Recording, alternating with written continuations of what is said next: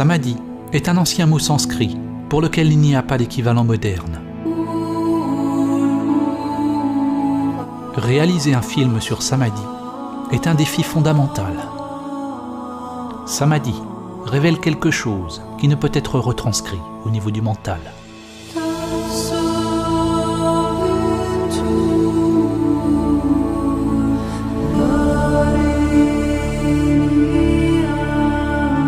Ce film est simplement la manifestation extérieure de mon propre voyage intérieur. L'intention n'est pas de vous apprendre ce qu'est Samadhi ou de transmettre des informations à votre intellect, mais de vous inspirer à découvrir directement votre vraie nature.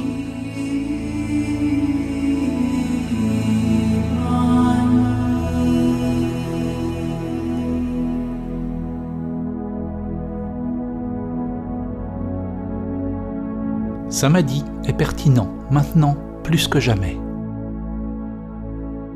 Nous sommes à une époque de l'histoire où nous n'avons pas seulement oublié Samadhi, mais nous avons oublié que nous avons oublié.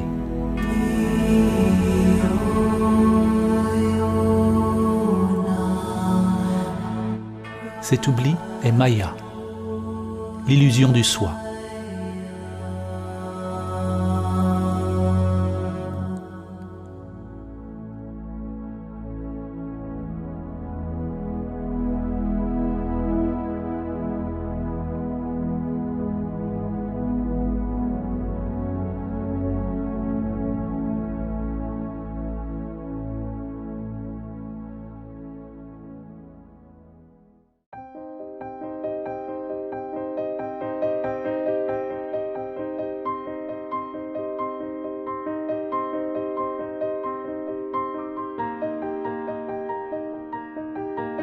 En tant qu'humains, la plupart d'entre nous vivons plongés dans notre vie quotidienne, avec peu de considération pour qui nous sommes, pourquoi nous sommes ici et où nous allons.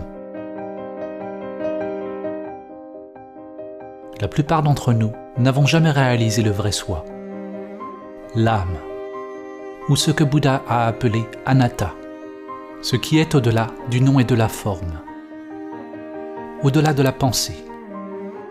En conséquence, nous croyons que nous sommes ces corps limités. Nous vivons dans la peur, consciente ou inconsciente, que cette structure personnelle limitée à laquelle nous nous sommes identifiés mourra.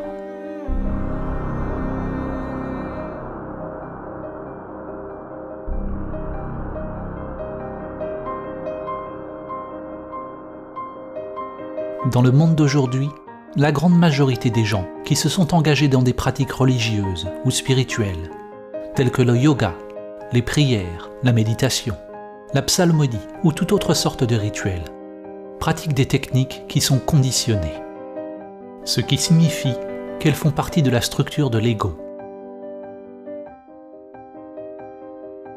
La recherche et l'activité ne sont pas le problème. Penser que vous avez trouvé la réponse dans certaines formes extérieures est le problème. La spiritualité, dans sa forme la plus commune, n'est nullement différente de la pensée pathologique que l'on voit partout. Il ne s'agit de rien d'autre que d'agitation de l'intellect, plus de faire humain que d'être humain. L'ego veut plus d'argent, plus de puissance, plus d'amour, plus de tout. Ceux qui sont sur le soi-disant chemin spirituel désirent être plus spirituels, plus éveillés, plus sereins, plus en paix, plus éclairés. Le danger pour vous en regardant ce film est que votre intellect va vouloir acquérir Samadhi. Encore plus dangereux est que votre intellect pourrait penser qu'il a acquis Samadhi. Chaque fois qu'il y a un désir d'atteindre quelque chose, vous pouvez être sûr que c'est l'ego à l'ouvrage. Samadhi n'est pas atteindre ou ajouter quelque chose de plus à vous-même.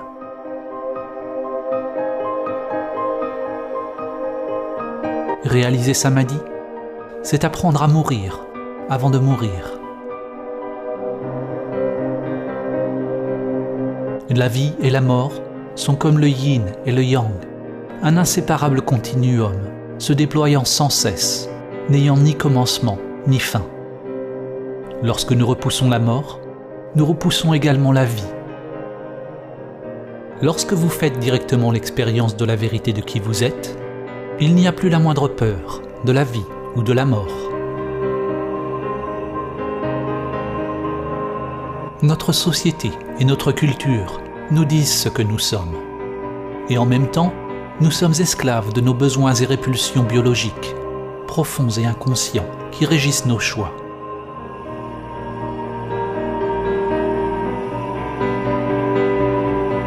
La structure de l'ego n'est rien de plus qu'une pulsion de répétition. C'est tout simplement le chemin que l'énergie a pris auparavant, et la tendance de l'énergie à reprendre ce chemin à nouveau, qu'il soit positif ou négatif pour l'organisme.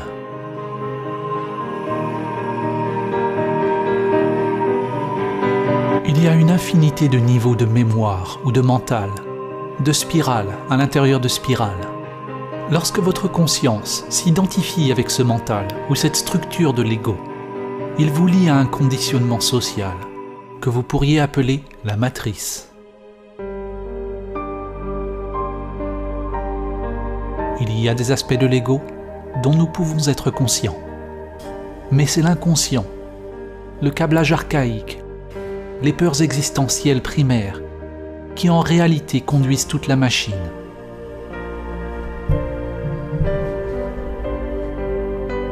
D'incessants motifs en quête de plaisir et en fuite de la douleur sont sublimés dans des comportements pathologiques.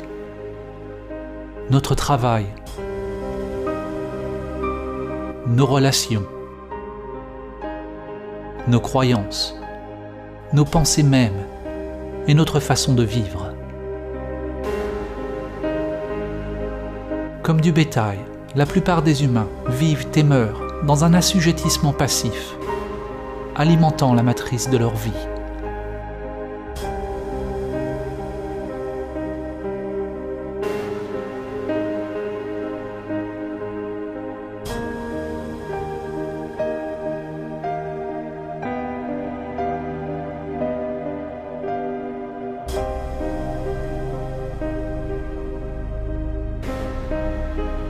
Nous vivons des vies enfermées dans d'étroits motifs, des vies souvent remplies de grandes souffrances, et il ne nous apparaît jamais que nous pouvons véritablement devenir libres.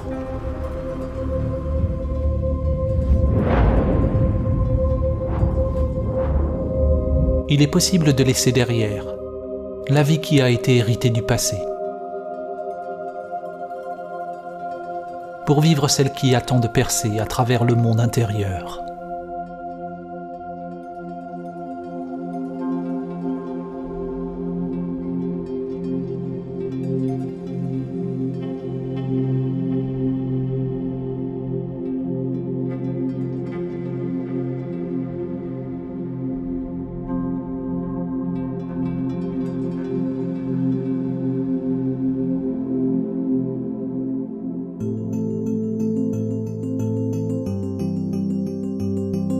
Nous sommes tous venus en ce monde avec des structures biologiques conditionnées, mais sans conscience de soi.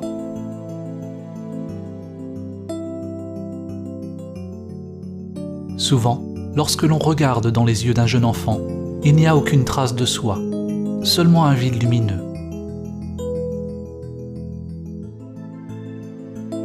La personne que l'on devient est un masque que la conscience porte. Shakespeare a dit « Le monde entier est une scène. Hommes et femmes, tous n'y sont que des acteurs. »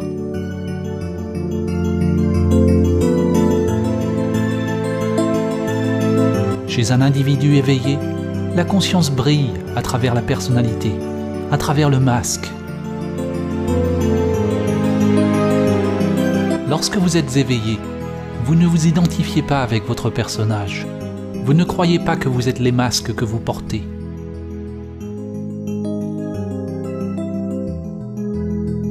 Mais vous ne cessez pas non plus de jouer un rôle.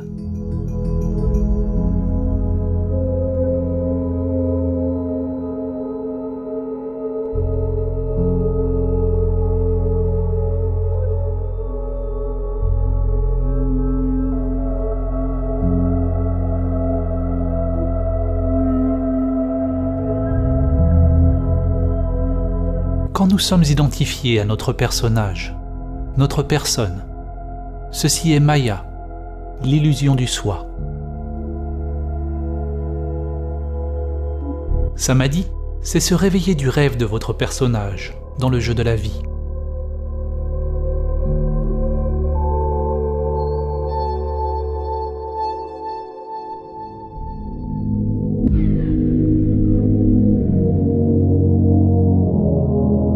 « 2400 ans après que Platon eut écrit la République, l'humanité continue toujours à chercher la sortie de la caverne.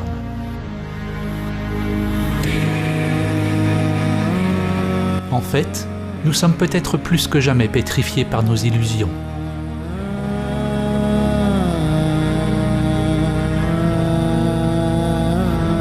Platon fait décrire par Socrate un groupe de personnes qui vivaient enchaînées dans une caverne toute leur vie, face à un mur blanc. Tout ce qu'ils pouvaient voir étaient des ombres projetées sur le mur par les choses qui passaient devant un feu qui se trouvait derrière eux. Ce spectacle de marionnettes devint leur monde. Selon Socrate, les ombres étaient le plus proche de la réalité que les prisonniers pourraient jamais espérer voir. Même après avoir été informés sur le monde extérieur, ils continuèrent de croire que les ombres étaient tout ce qui existait. Même s'ils soupçonnaient qu'il y avait quelque chose de plus, ils ne voulaient pas lâcher ce qui leur était familier.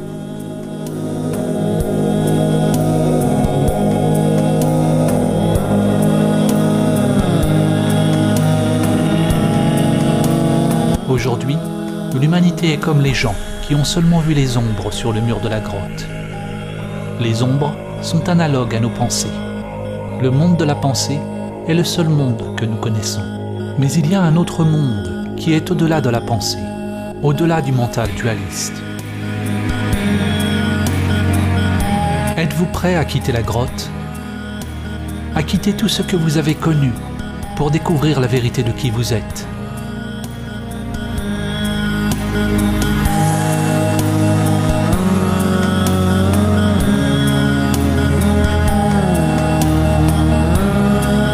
Pour faire l'expérience de Samadhi, il est nécessaire de détourner l'attention de l'ombre, loin de la pensée, vers la lumière. Lorsqu'une personne est seulement habituée à l'obscurité, elle doit progressivement s'acclimater à la lumière.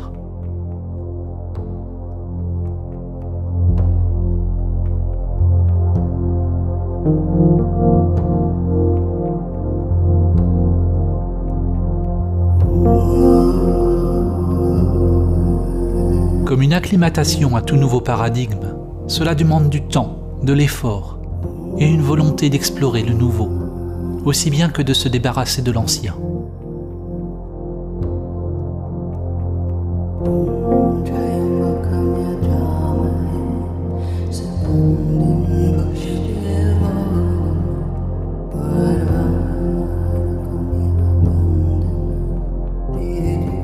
Le mental peut être comparé à un piège pour la conscience, un labyrinthe ou une prison.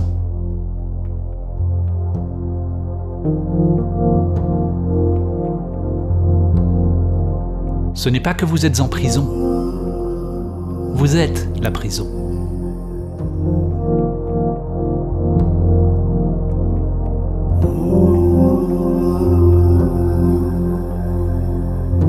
La prison est une illusion. Si vous vous êtes identifié avec un soi illusoire, alors vous êtes endormi. Une fois que vous êtes conscient de la prison, si vous luttez pour sortir de l'illusion, alors vous traitez l'illusion comme si elle était réelle, et vous restez encore endormi. Et le rêve devient alors un cauchemar. Vous chasserez et fuirez les ombres pour toujours.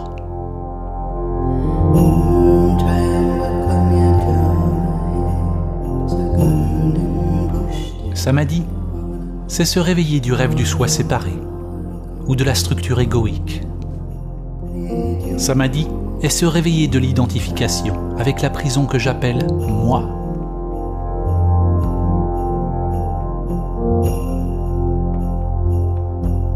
Vous ne pouvez jamais être réellement libre parce que partout où vous allez, votre prison est là. S'éveiller n'est pas se débarrasser du mental ou de la matrice. Au contraire, lorsque vous n'êtes pas identifié avec elle, alors vous pouvez vivre le jeu de la vie plus pleinement, en appréciant le spectacle tel qu'il est, sans désir, sans peur. Dans les anciens enseignements, on appelait cela le jeu divin de Leila, le jeu de la dualité.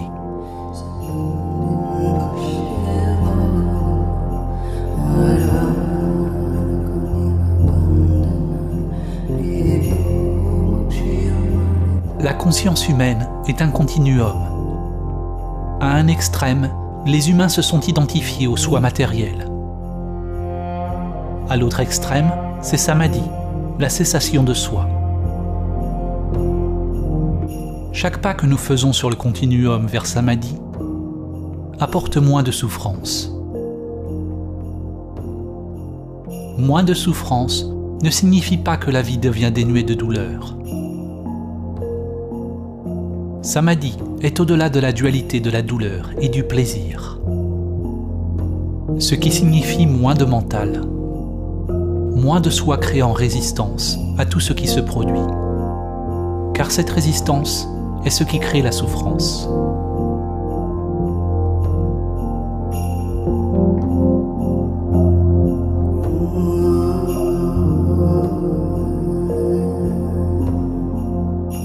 Réaliser Samadhi, même une seule fois, vous permet de voir ce qui est à l'autre extrémité du continuum, afin de voir qu'il y a autre chose que le monde matériel et l'intérêt personnel.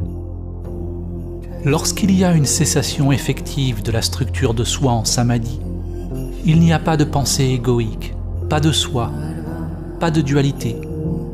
Et pourtant, il y a le « je suis », anatta, ou absence de soi. Ce vide est l'avènement de prajna, ou sagesse. La compréhension que le soi immanent est bien au-delà du jeu de la dualité, au-delà de tout continuum.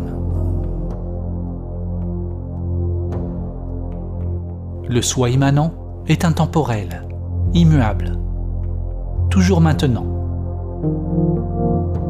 L'illumination est la fusion de la spirale primordiale, le monde manifesté en constante évolution, ou lotus, dans lequel se déploie le temps, avec votre être intemporel. Votre câblage interne se développe, telle une fleur qui s'épanouit éternellement, alors que vous vous désidentifiez avec le soi, devenant un pont vivant entre le monde du temps et de l'intemporel.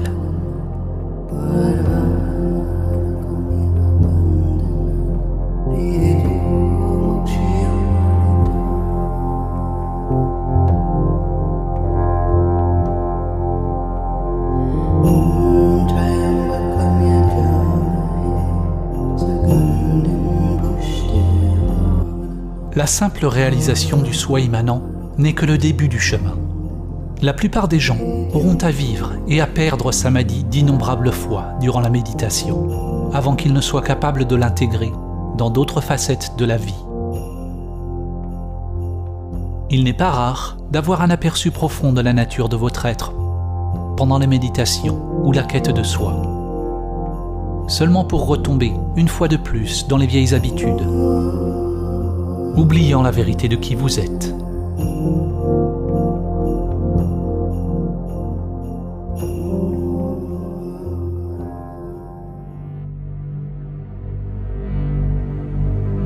Réaliser l'immobilité ou le vide dans toutes les facettes de la vie, toutes les facettes de soi, c'est devenir la danse du vide en toutes choses.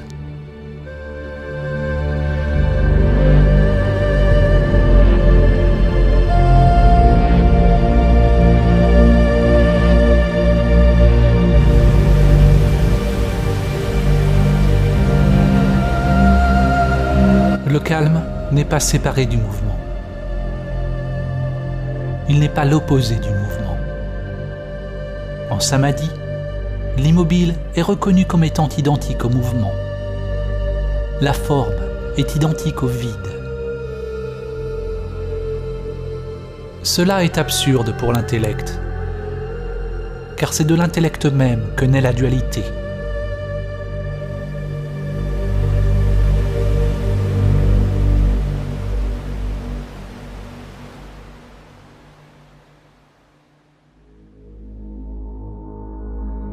René Descartes, le père de la philosophie occidentale, est célèbre pour le dicton « Je pense, donc je suis ».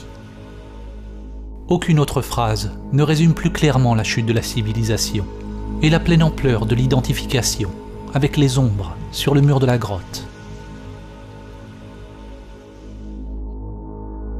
L'erreur de Descartes, comme l'erreur de presque tous les humains, était l'assimilation de l'être fondamental avec la pensée.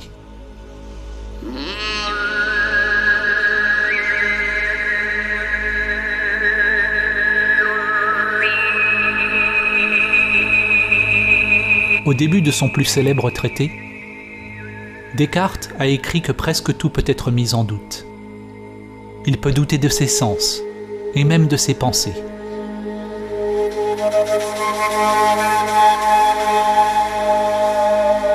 De même, dans le Sutra du Kalama, Bouddha dit que pour établir la vérité, on doit remettre en doute toutes les traditions, les écritures, les enseignements et tout le contenu de notre propre intellect et de nos sens.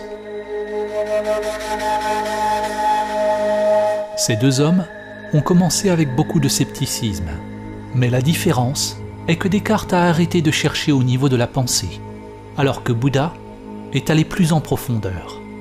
Il a pénétré au-delà des niveaux les plus profonds de l'intellect. Peut-être que si Descartes était allé au-delà de sa pensée intellectuelle, il aurait réalisé sa vraie nature, et la conscience occidentale serait aujourd'hui très différente.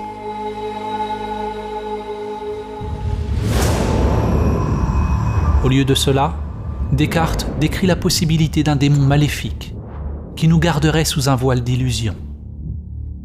Descartes n'a pas reconnu ce démon pour ce qu'il était.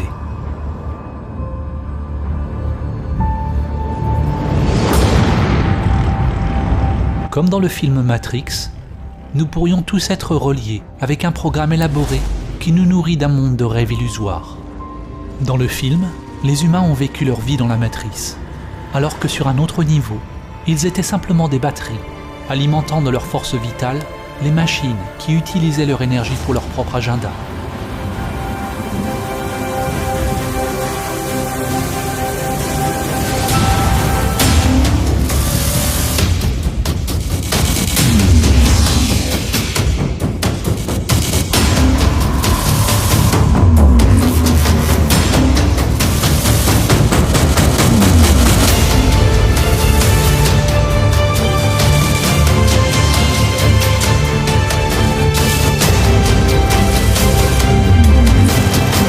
Les gens veulent toujours blâmer quelque chose en dehors d'eux-mêmes, pour l'état du monde, ou pour leur propre malheur. Que ce soit une personne, un groupe ou un pays particulier, une religion, ou une sorte de grand Illuminati, comme le démon de Descartes, ou les machines conscientes de Matrix. Ironiquement, le démon dont Descartes envisageait l'existence était la chose même par laquelle il se définissait lui-même. Lorsque vous réalisez sa magie, il devient clair qu'il y a quelqu'un qui commande, qu'il y a une machine, un démon qui vampirise votre vie, jour après jour. La machine, c'est vous.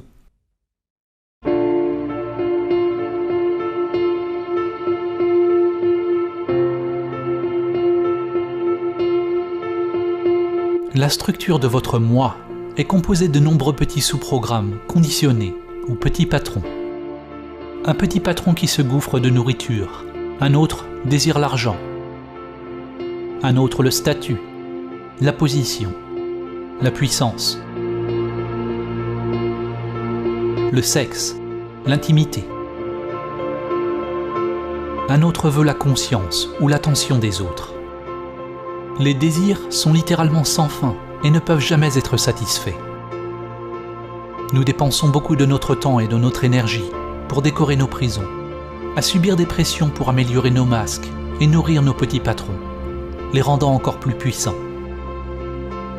Comme les toxicomanes, plus nous essayons de satisfaire ces petits patrons, plus nos désirs grandissent.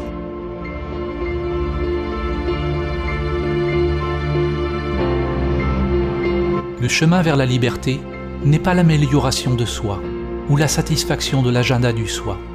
Il s'agit d'un abandon total de cet agenda.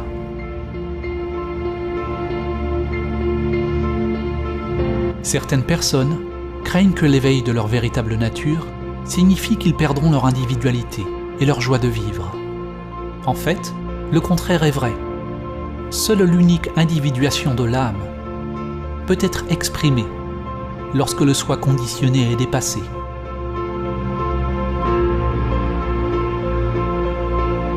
Parce que nous demeurons endormis dans la matrice, la plupart d'entre nous ne trouveront jamais ce que l'âme veut exprimer.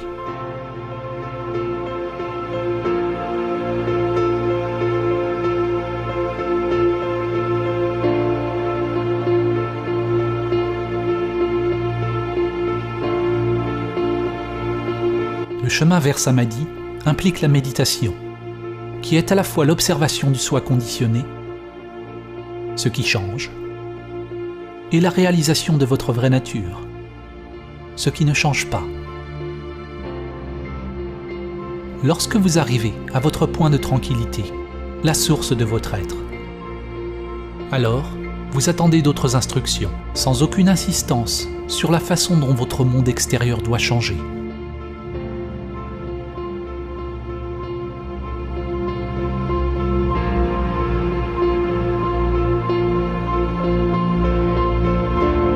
Si l'intellect essaye de changer le monde extérieur, pour le conformer aux idées de ce que vous pensez que le chemin doit être, c'est comme essayer de modifier l'image dans un miroir en manipulant la réflexion. Pour faire sourire l'image dans un miroir, vous ne pouvez évidemment pas manipuler la réflexion. Vous devez réaliser le vous, qui est la source authentique de la réflexion. Une fois que vous réalisez le soi authentique, vous comprenez que rien d'extérieur n'a besoin de changer. Ce qui change, c'est l'énergie intérieure consciente, intelligente ou prana, qui est libérée des modèles conditionnés et devient disponible pour être dirigée par l'âme.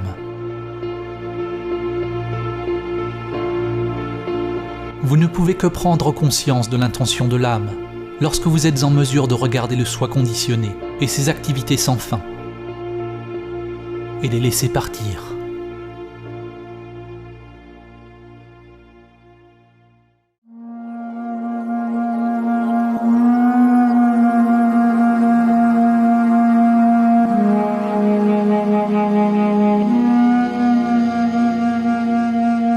Dans la mythologie grecque, il a été dit que les dieux avaient condamné Sisyphe à répéter une tâche insensée pour toute l'éternité. Sa tâche était de pousser sans cesse un rocher vers le sommet d'une montagne, seulement pour qu'il retombe à nouveau en bas.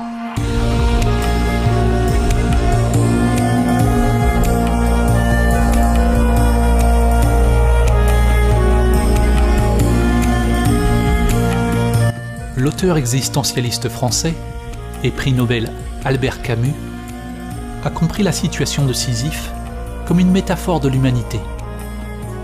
Il a posé la question: comment pouvons-nous trouver du sens à cette existence absurde?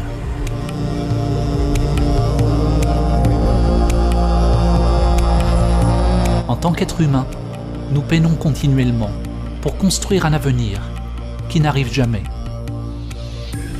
Et puis nous mourrons.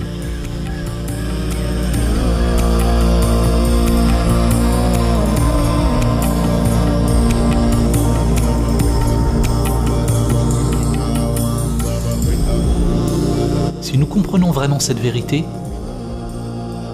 alors nous deviendrons fous si nous nous sommes identifiés à notre ego.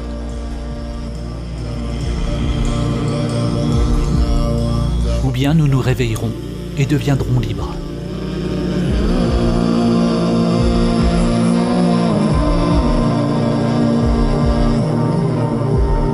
Nous ne pouvons jamais gagner la lutte extérieure, parce qu'elle est seulement un reflet de notre monde intérieur. La blague cosmique l'absurdité de la situation devient évidente lorsque l'ego échoue complètement à travers ses poursuites futiles.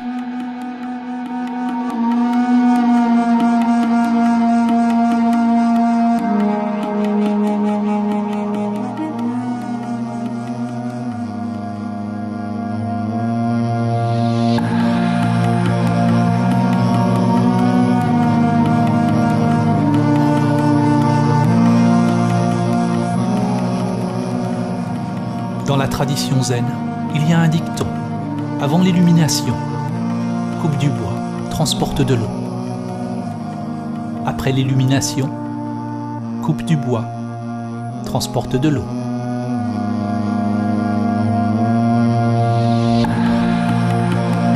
Avant l'illumination, il faut pousser le rocher en haut de la colline. Après l'illumination, il faut aussi pousser le rocher au sommet de la colline. Qu'est-ce qui a changé? La résistance intérieure à ce qui est. La lutte a été abandonnée, ou plutôt celui qui lutte a été réalisé comme illusoire. La volonté individuelle, ou le mental individuel, et la volonté divine, ou esprit supérieur, sont alignés.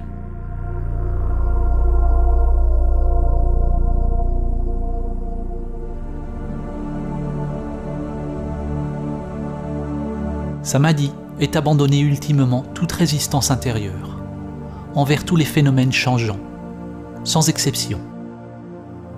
Celui qui est capable de réaliser la paix intérieure, quelles que soient les circonstances, a atteint le véritable Samadhi. Vous lâchez la résistance, non pas parce que vous approuvez une chose ou une autre, mais pour que votre liberté intérieure ne dépende pas du contingent de l'extérieur. Il est important de noter que lorsque nous acceptons la réalité telle qu'elle est, cela ne signifie pas nécessairement que nous cessons toute action dans le monde, ou que nous devenons des méditateurs pacifistes. En fait, le contraire peut être vrai. Lorsque nous sommes libres d'agir, sans être entraînés par des motifs inconscients, il est alors possible d'agir en alignement avec le Tao, avec toute la force de notre énergie intérieure.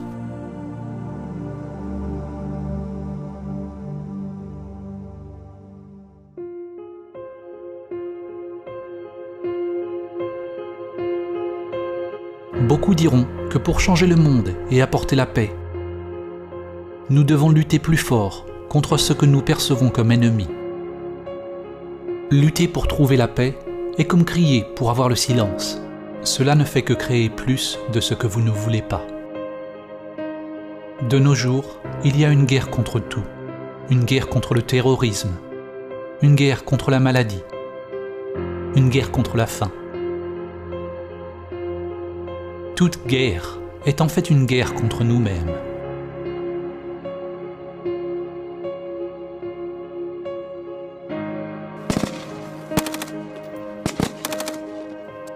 Le combat fait partie d'une illusion collective. Nous disons que nous voulons la paix, mais nous continuons d'élire des dirigeants qui se livrent à la guerre. Nous nous mentons à nous-mêmes en disant que nous sommes pour les droits de l'homme, mais continuons d'acheter des produits manufacturés dans des ateliers de misère. Nous disons que nous voulons de l'air pur, mais nous continuons de polluer. Nous voulons que la science nous guérisse du cancer, mais nous ne changeons pas nos comportements autodestructeurs, qui nous rendent vraisemblablement malades. Nous nous berçons de l'illusion que nous promouvons une vie meilleure. Nous ne voulons pas voir nos parties cachées, qui tolèrent la souffrance et la mort. La conviction que nous pouvons gagner une guerre contre le cancer, la faim, la terreur ou tout ennemi qui a été créé par notre propre pensée et notre comportement, qui continue à nous leurrer, que nous n'avons pas à changer notre façon de vivre sur cette planète. Le monde intérieur est l'endroit où la révolution doit se produire en premier lieu. C'est lorsque nous pouvons sentir directement la spirale de la vie en nous-mêmes que le monde extérieur parvient à s'aligner avec le Tao. Sans quoi, tout ce que nous faisons ne fait qu'ajouter au chaos déjà créé par le mental. La guerre et la paix s'élèvent ensemble dans une danse sans fin. C'est un continuum. Une moitié ne peut pas exister sans l'autre. Tout comme la lumière ne peut exister sans l'obscurité, et le haut ne peut exister sans le bas. Le monde semble vouloir la lumière sans l'obscurité, la plénitude sans le vide, le bonheur sans la tristesse.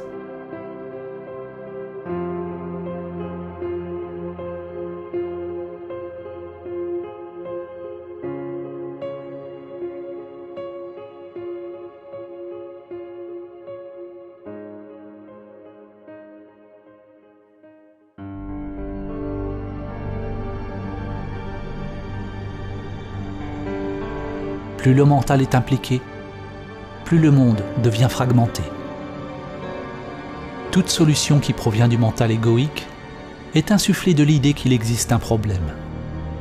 La solution devient alors un problème encore plus grand que celui à résoudre.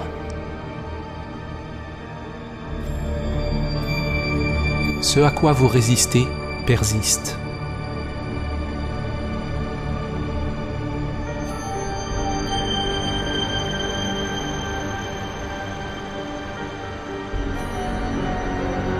L'ingéniosité humaine ne crée de nouveaux antibiotiques que pour trouver la nature plus rusée, à mesure que les bactéries deviennent plus fortes. Malgré tous nos efforts dans la lutte actuelle, la prévalence du cancer ne cesse d'augmenter. Le nombre de personnes souffrant de la faim dans le monde augmente régulièrement. Le nombre d'attaques terroristes continue d'augmenter dans le monde entier.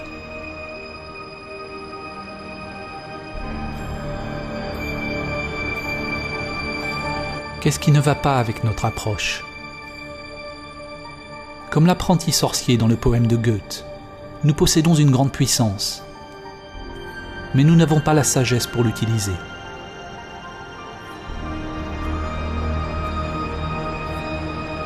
Le problème est que nous ne comprenons pas l'outil que nous utilisons. Nous ne comprenons pas l'intellect humain, son rôle ou son intention.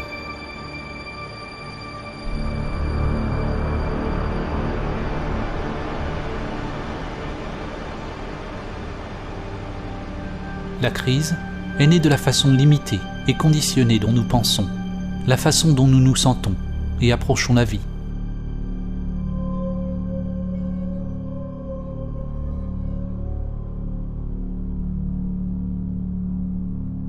Notre rationalisme nous a volé notre capacité de reconnaître et d'expérimenter la sagesse de nombreuses cultures anciennes.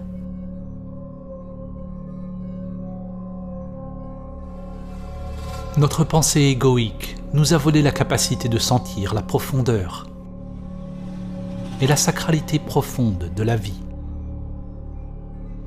et de réaliser des niveaux entièrement différents de la conscience qui sont maintenant presque perdus pour l'humanité.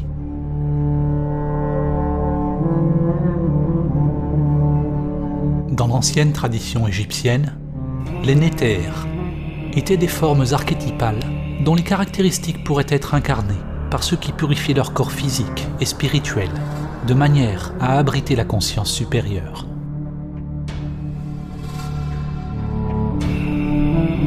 Le néther originel, ou le principe divin de cette sagesse, était connu en tant que Thoth ou Tehuti, souvent dépeint comme un scribe, à la tête d'oiseau ou d'ibis, représentant l'origine de toute connaissance et sagesse. Thoth pourrait être décrit comme le principe cosmique du mental ou de la pensée. Thoth nous a donné le langage, les concepts, l'écriture, les mathématiques et tous les arts et manifestations de l'esprit. Seuls ceux qui avaient suivi une formation spéciale étaient autorisés à accéder à la connaissance sacrée de Thoth. Le livre de Thoth n'est pas un livre physique, mais c'est la sagesse du royaume akashique ou éthérique. La légende raconte que la connaissance de Thoth était profondément cachée dans un endroit secret au sein de chaque être humain et était protégée par un serpent d'or.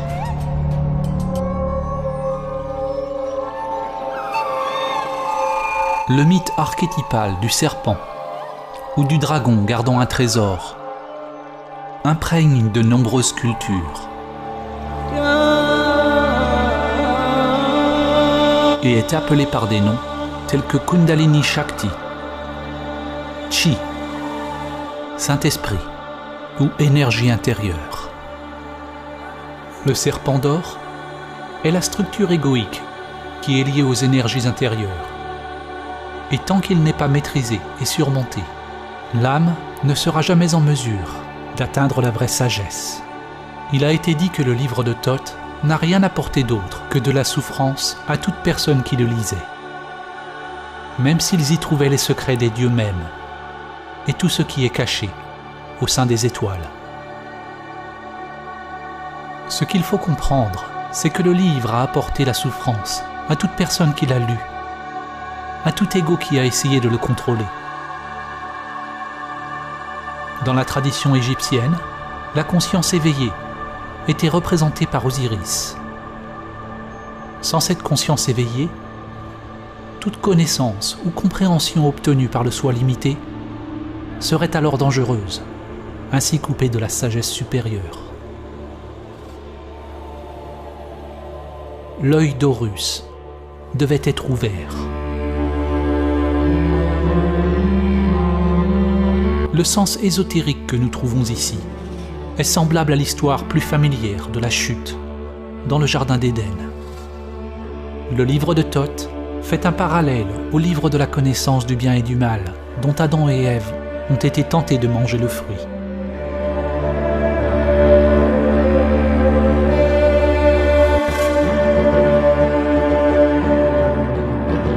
L'humanité a bien sûr déjà mangé le fruit interdit, a déjà ouvert le livre de Thoth et a été chassé du jardin.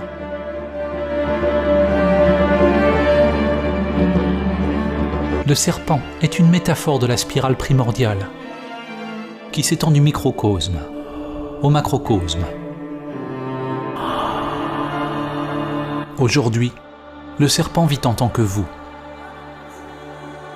C'est l'esprit égoïque qui s'exprime en tant que monde manifesté. Nous n'avons jamais eu accès à tant de connaissances. Nous sommes allés en profondeur dans le monde matériel, même jusqu'à trouver la soi-disant particule de Dieu. Mais nous n'avons jamais été plus limités, plus ignorants de qui nous sommes, de comment vivre. Et nous ne comprenons pas le mécanisme par lequel nous créons la souffrance.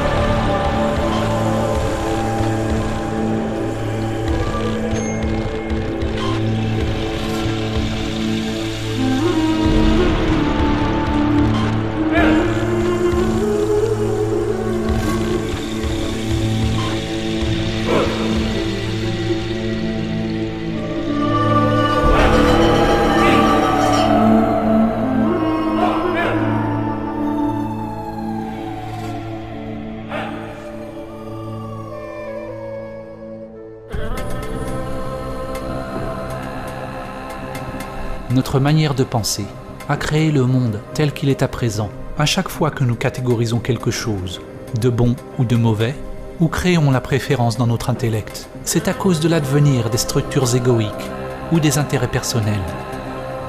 La solution n'est pas de lutter pour la paix ou de conquérir la nature, mais de reconnaître simplement la vérité. Que l'existence même de la structure de l'ego crée la dualité, une division entre soi-même et l'autre, le mien et le vôtre, l'homme et la nature, l'intérieur et l'extérieur. L'ego est la violence.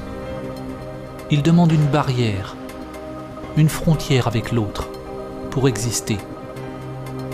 Sans l'ego, il n'y a pas de guerre contre quoi que ce soit. Il n'y a pas d'orgueil. Il n'y a pas à dominer la nature pour en tirer profit. Ces crises extérieures dans notre monde reflètent une grave crise interne. Nous ne savons pas qui nous sommes.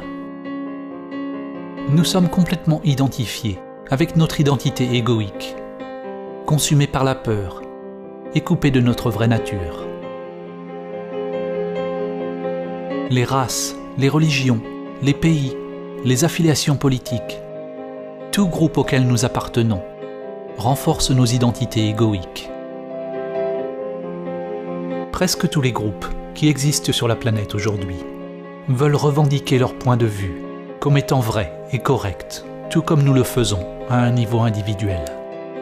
En clamant posséder la vérité elle-même, le groupe perpétue sa propre existence, de la même manière dont l'ego ou la structure du soi se définit lui-même à l'encontre des autres. Maintenant plus que jamais, des réalités différentes et des systèmes de croyances polarisés coexistent sur Terre.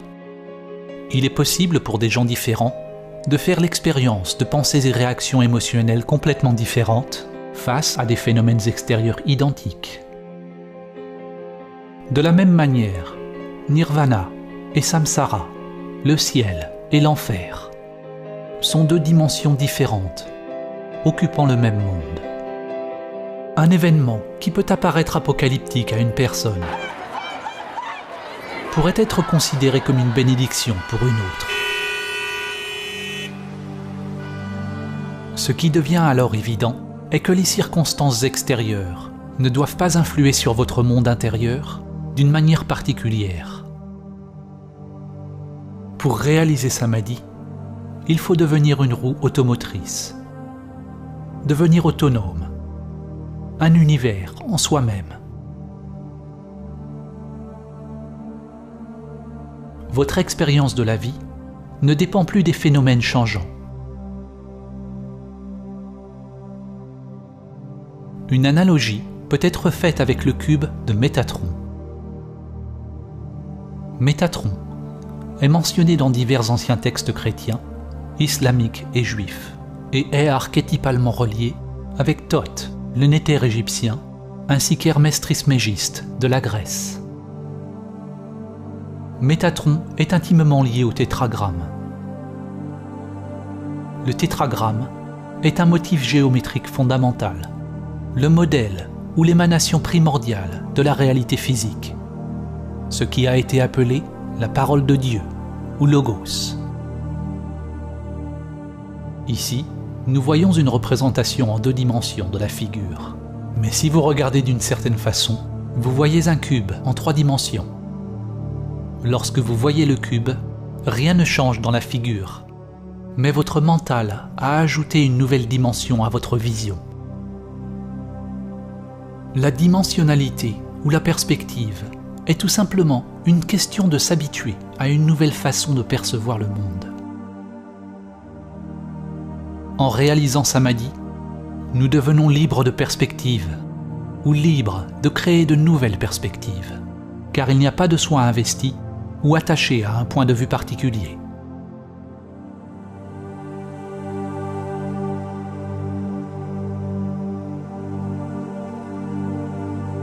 Les plus grands esprits de l'histoire humaine ont souvent indiqué des niveaux de pensée, au-delà de la structure de soi limitée. Einstein a dit « La vraie valeur d'un homme se détermine d'abord en examinant dans quelle mesure et dans quel sens il est parvenu à se libérer du moi. »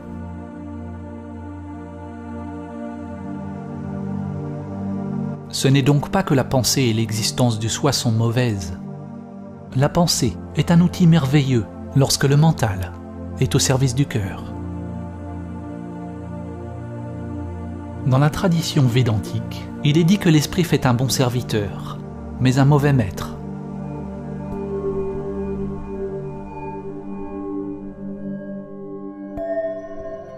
L'ego filtre perpétuellement la réalité à travers le langage et les étiquettes et juge constamment, préférant une chose à une autre.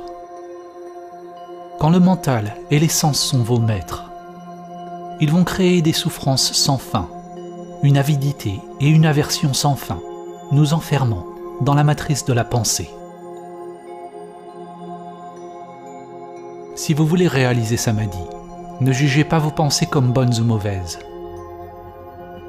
mais découvrez qui vous êtes, avant la pensée, avant les sens. Quand toutes les étiquettes sont supprimées, il est possible de voir les choses comme elles sont.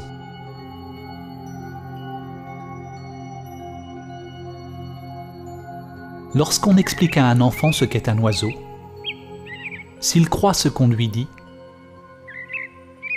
alors il ne verra plus jamais l'oiseau.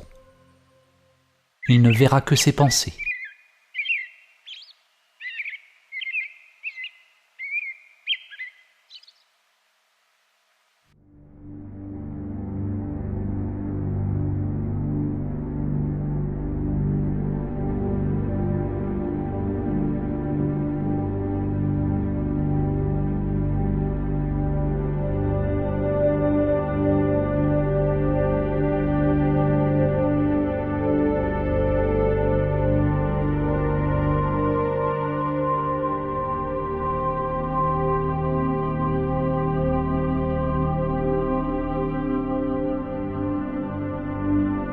La plupart des gens pensent qu'ils sont libres, conscients et éveillés.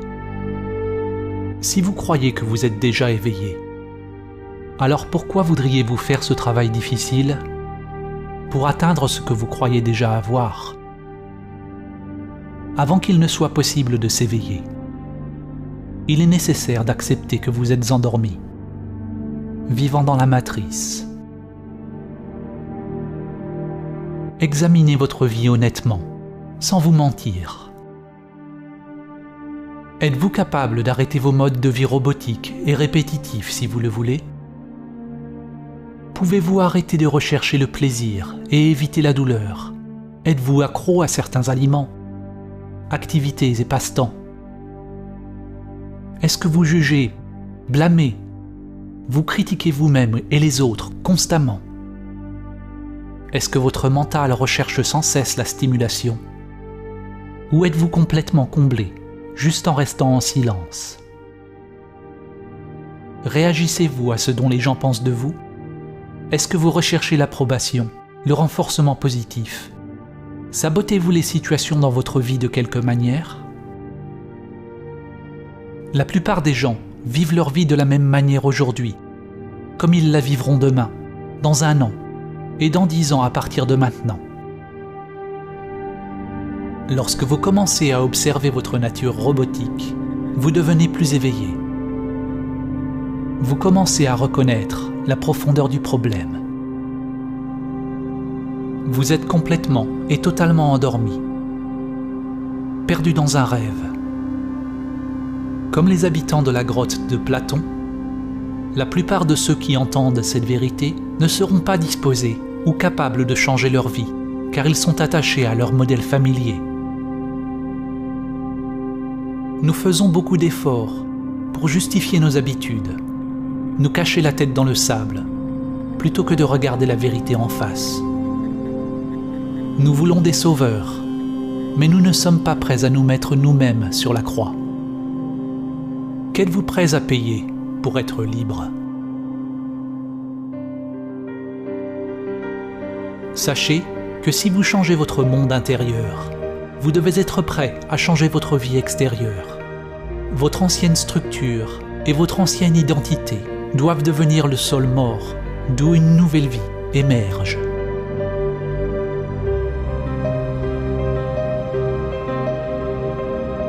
Le premier pas vers l'éveil est de réaliser que nous sommes identifiés avec la matrice du mental humain, avec le masque. Quelque chose en nous doit entendre cette vérité et émerger de son sommeil. Il y a une partie de vous, quelque chose d'intemporel, qui a toujours connu la vérité.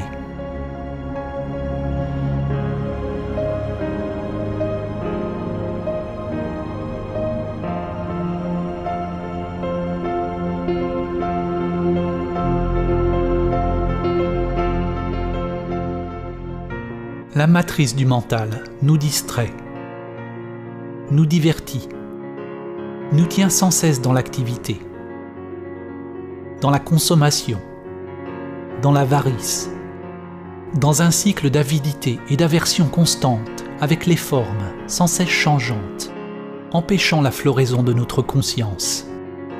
du droit d'aînesse évolutionnaire qu'est Samadhi. La pensée pathologique est ce qui passe pour la vie normale.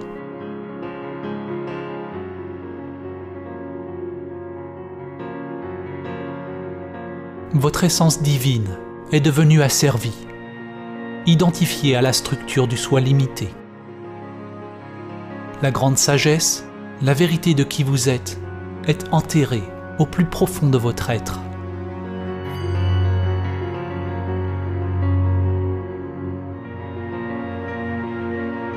Jiddu Krishnamurti a dit « Ce n'est pas une mesure de santé que d'être bien adapté à une société profondément malade. »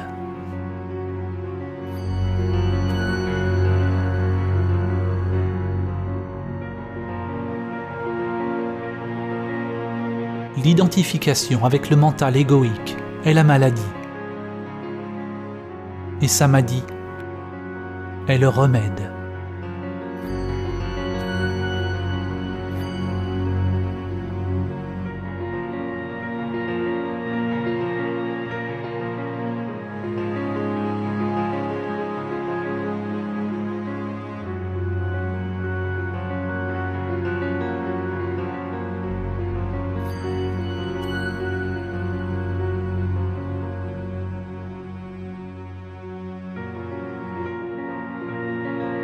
Les saints, les sages et les êtres éveillés tout au long de l'histoire ont tous appris la sagesse de l'abandon de soi.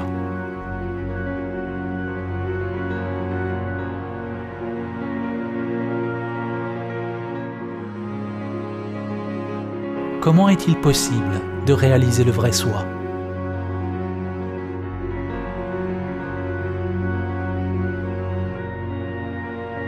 Quand vous regardez à travers le voile de Maya, et lâchez le moi illusoire, que reste-t-il ?